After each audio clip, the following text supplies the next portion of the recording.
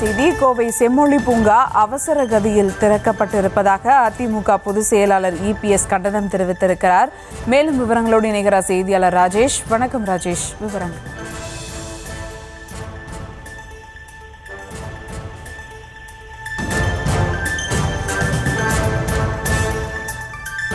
ராஜேஷ், அதிமுக பொதுச் செயலாளர் இபிஎஸ் கண்டனம் தெரிவித்திருக்கிறார். அதாவது கோவை செம்மொழி பூங்கா அவசர கதியில் திறக்கப்பட்டிருப்பதாக அவர் கண்டனம் தெரிவித்திருக்கிறார். இது குறித்த மேலும் விவரங்கள்.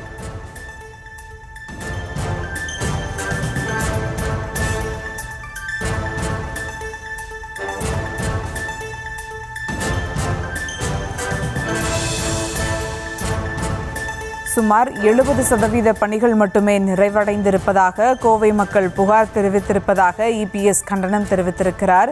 கோவையில் செம்மொழி பூங்கா அவசர கதியில் திறக்கப்பட்டிருப்பதாக இபிஎஸ் கண்டனம் தெரிவித்திருக்கிறார். சுமார் 70% பணிகள் மட்டுமே நிறைவடைந்திருப்பதாகவும் கோவை மக்கள் புகார் அளித்திருப்பதாக இபிஎஸ் கண்டனம் தெரிவித்திருக்கிறார். அது குறித்த ஒரு அண்மை செய்தியை தற்போது பார்த்து வருகிறோம்.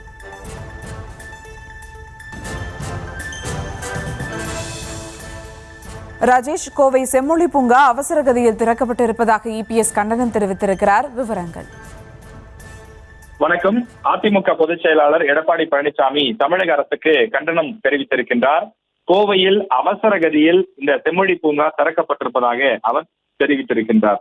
அதாவது பல பணிகள் நிறைவடையாமலே இந்த பூங்காவை திறந்தது ஏன் எனவும் அவர் கேள்வி எழுப்பியிருக்கின்றார்.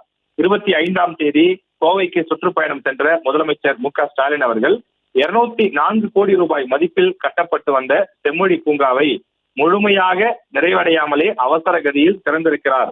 அதாவது 70% பணிகள் மட்டுமே நிறைவடைந்திருக்கிறது, இன்னும் 30% பணிகள் நடைபெறவில்லை என்று அவர் குறிப்பிட்டிருக்கிறார். செயற்கை புல்தரைகள் அமைக்கப்பட்டிருக்கின்றது, மாநாட்டு மையம் தரைத்தளம் மட்டுமே முடிந்திருக்கிறது, சுற்றுச்சுவர் முடிந்திருக்கின்றது என்று எது முடிந்திருக்கிறது எவை முடியவில்லை என்ற விஷயங்களையும் அவர் குறிப்பிட்டிருக்கிறார்.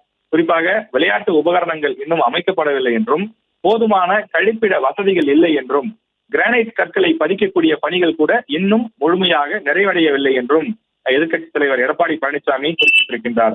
கோவை மாநகராட்சி வெள்ளலூரில் 61 ஏக்கர் நிலப்பரப்பில் ரூபாய் 168 கோடி மதிப்பில் ஒருங்கிணைந்த பேருந்து நிலையம் அதிமுக ஆட்சியில் கொண்டு வரப்பட்டு 50% பணிகள் முடிந்த நிலையில் அரசியல் காழ்ப்புணர்ச்சியுடன் திமுக இந்த திட்டத்தை கிடப்பில் போட்டுவிட்டதாக அவர் குறிப்பிட்டிருக்கிறார்.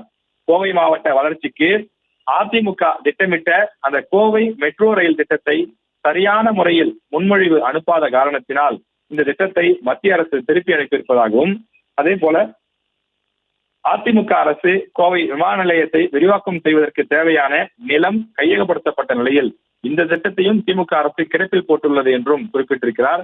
எனவே இந்த எந்த ஒரு விஷயத்தையும் எடுத்தோம் கவிழ்த்தோம் என்று செய்யாமல் திமுக அரசு அதனை சரியாக செய்ய வேண்டும் எனவும் எடப்பாடி பழனிசாமி தன்னுடைய அறிக்கையிலே குறிப்பிட்டிருக்கிறார்.